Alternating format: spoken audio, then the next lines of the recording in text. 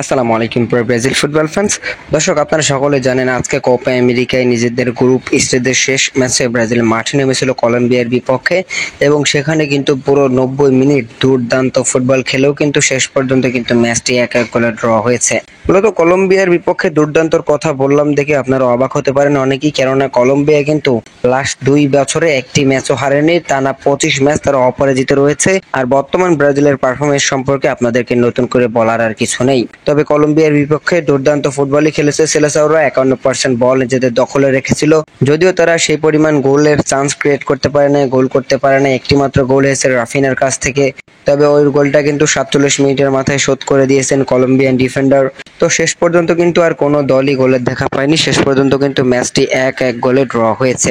আর Brazil এই ম্যাচটা draw করার পর কিন্তু আসলে ব্রাজিলকে শক্তিশালী উরুগুয়ের বিপক্ষে মাঠে নামতে হবে কোয়ার্টার ফাইনালে, যেটা অনেকটা টাফ একটা ব্যাপার হয়ে গেল সেলেসাওদের জন্য।